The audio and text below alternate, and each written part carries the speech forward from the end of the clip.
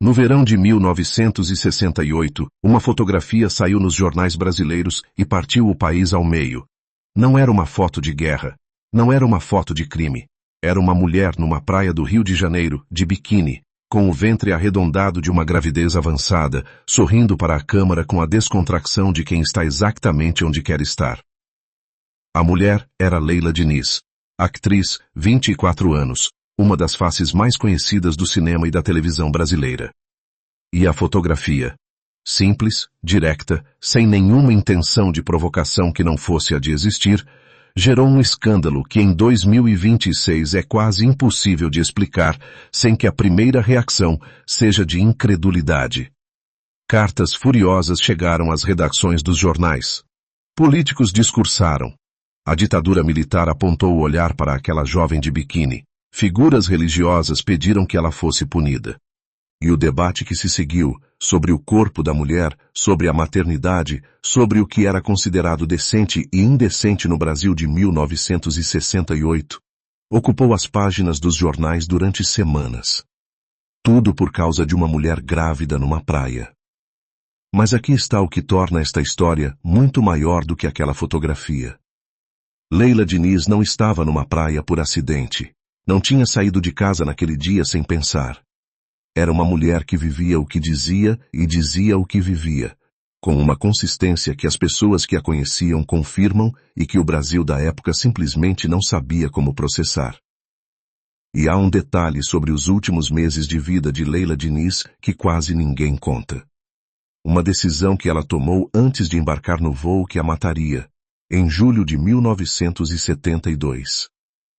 Uma coisa que disse às pessoas que amava, sobre o Brasil, sobre o futuro, sobre o que sentia que estava a vir, que quando se sabe, transforma completamente a forma de ler aquele final.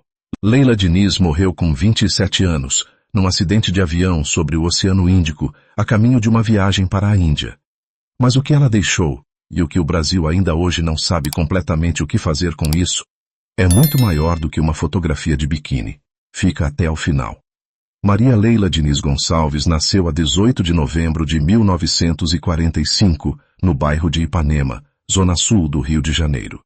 Ipanema, nos anos 40 e 50, era um bairro que ainda não tinha a mitologia que viria a ganhar com a Bossa Nova e com A Garota de Ipanema. Mas já tinha o caráter.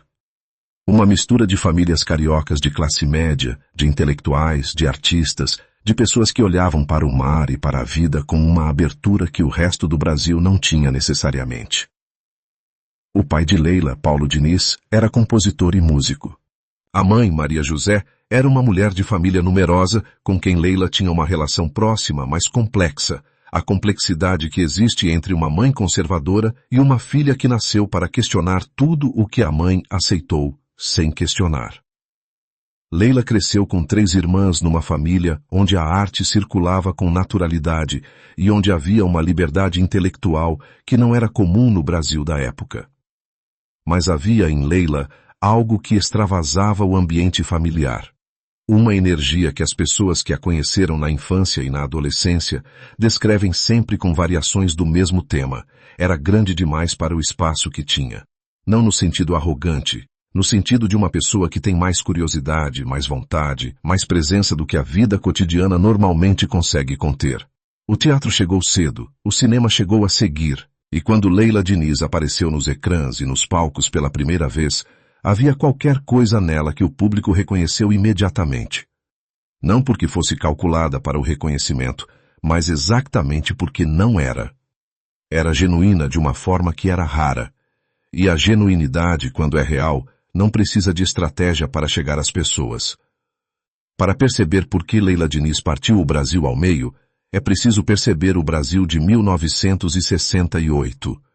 Era um país sob ditadura desde 1964. Um país onde o AI-5, o acto institucional mais brutal do regime, que suspendeu direitos fundamentais, fechou o Congresso e deu ao governo poderes quase absolutos, seria decretado em dezembro desse mesmo ano. Era um país onde o papel da mulher era definido com uma precisão que não deixava muito espaço para interpretação. Esposa, mãe, guardiã da moral doméstica. a sexualidade feminina era um assunto que existia em privado, que não se discutia em público. E então havia Leila Diniz, que dava entrevistas onde falava abertamente sobre a sua vida amorosa, não como confissão, não como escândalo calculado, mas com a naturalidade de quem não entende por que razão aquele assunto seria diferente de qualquer outro. Que falava sobre o desejo feminino como algo real, legítimo, que não precisava de ser escondido nem pedido com licença. Que vivia com quem queria, quando queria, sem pedir aprovação a ninguém. E que quando alguém lhe perguntava sobre isso, respondia com uma honestidade que desarmava, porque não era provocação. Era simplesmente honestidade. Numa entrevista que se tornou um dos documentos mais citados da história do jornalismo cultural brasileiro, Leila disse uma coisa que o Brasil de 1968 não estava preparado para ouvir, que uma mulher tinha o direito de sentir prazer. Que esse prazer não precisava de ser justificado pela procriação, que o corpo da mulher era dela, não do marido, não da igreja, não do Estado. Palavras simples. Conceitos que hoje parecem óbvios ao ponto de nem precisarem de ser ditos. Em 1968, naquele Brasil, foram um terremoto. E então chegou o verão de 1968 e a fotografia na praia de Ipanema. Leila Diniz estava grávida, de Cláudio Cavalcante, com quem vivia sem estar casada, o que por si só já era motivo suficiente para que uma parte do Brasil torcesse o nariz.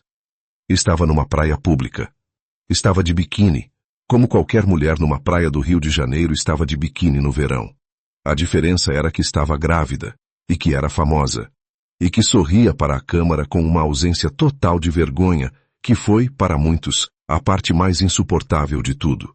Não havia na expressão de Leila naquela fotografia nenhum pedido de aprovação, nenhuma justificação, nenhuma submissão ao julgamento alheio. Era uma mulher num lugar público, no próprio corpo, sem pedir licença para existir exatamente como era. E o Brasil, uma parte significativa do Brasil, não soube o que fazer com isso. As cartas furiosas chegaram. Os discursos vieram. A ditadura encontrou em Leila Diniz um alvo conveniente. Uma mulher que não se comportava como as mulheres deviam comportar-se, que não pedia desculpa por existir. Mas aqui está o que a reação violenta revelava, e que o tempo tornou mais claro. A fotografia de Leila Diniz era ameaçadora exatamente porque não era extrema, não era um manifesto. Era uma mulher numa praia. E se uma coisa tão simples e tão normal causava aquele escândalo, então, o problema não era a fotografia. O problema era o que a fotografia revelava sobre o Brasil. Sobre o quanto o controle do corpo feminino era central para a ordem social que o regime queria manter.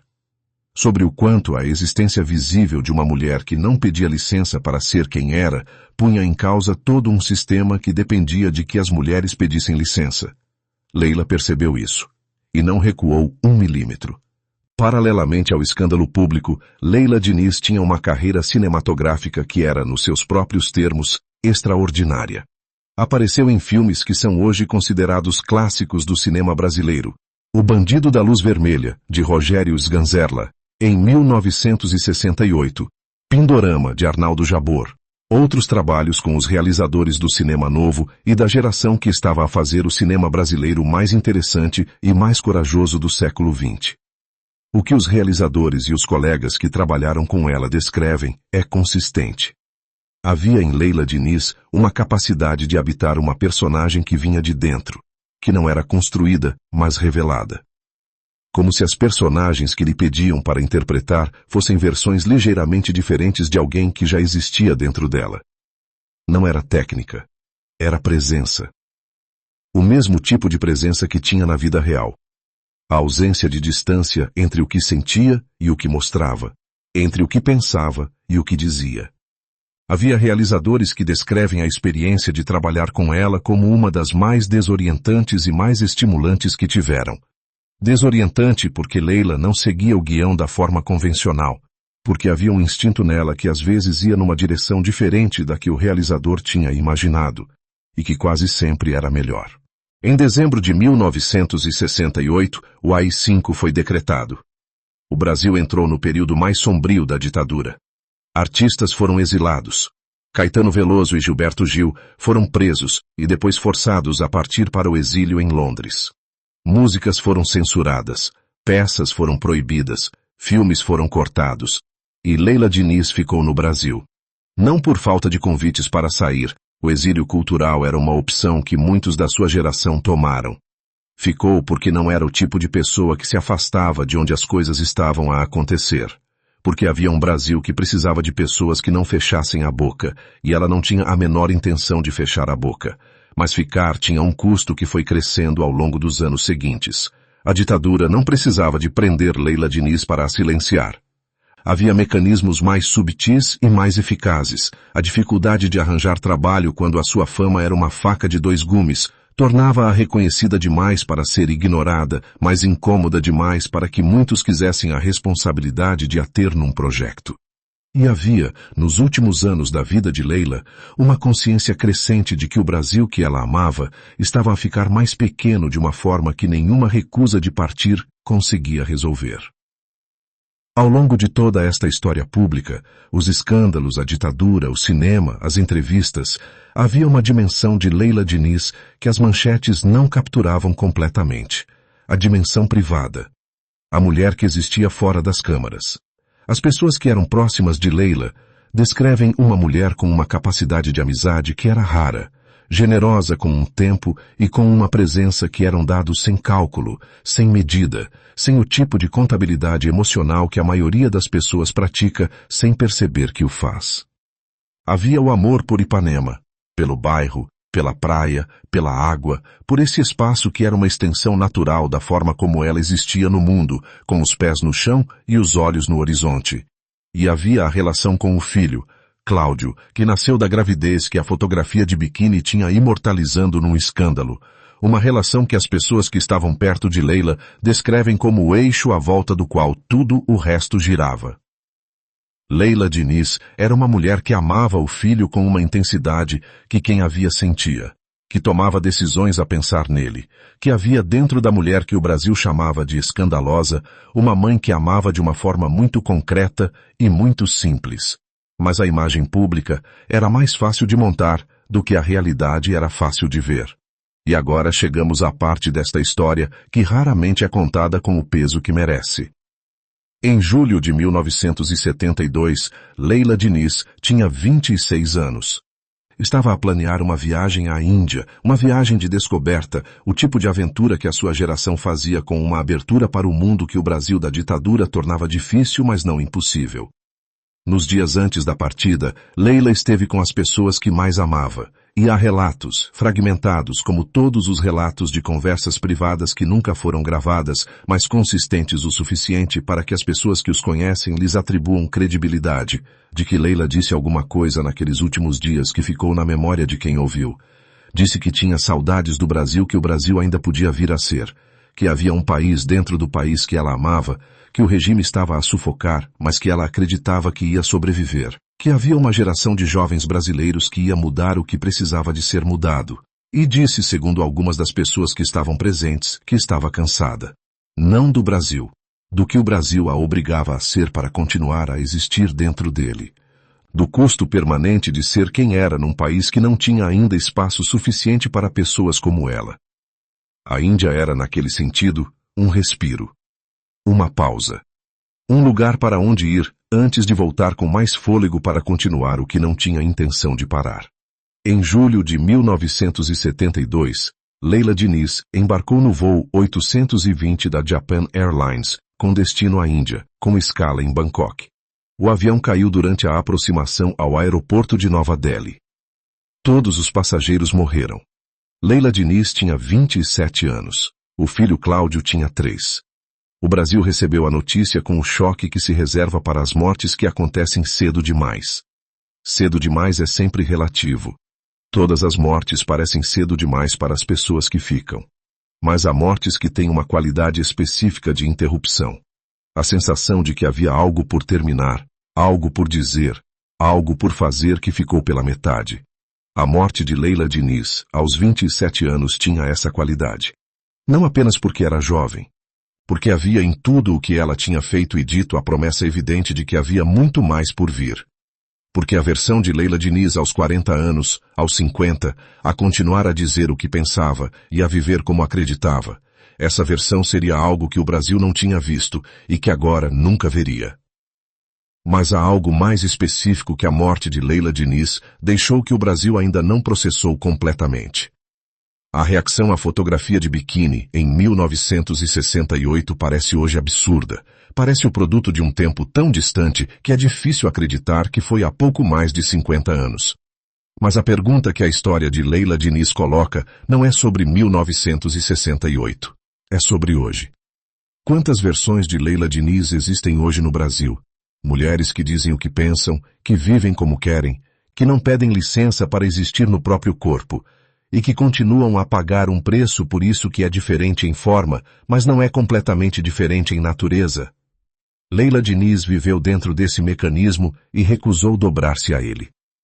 Durante 27 anos, com uma consistência que a maioria das pessoas não mantém durante uma semana, ela disse, não. O meu corpo é meu. A minha voz é minha. A minha vida é minha. Essa recusa simples e absoluta é o legado de Leila Diniz.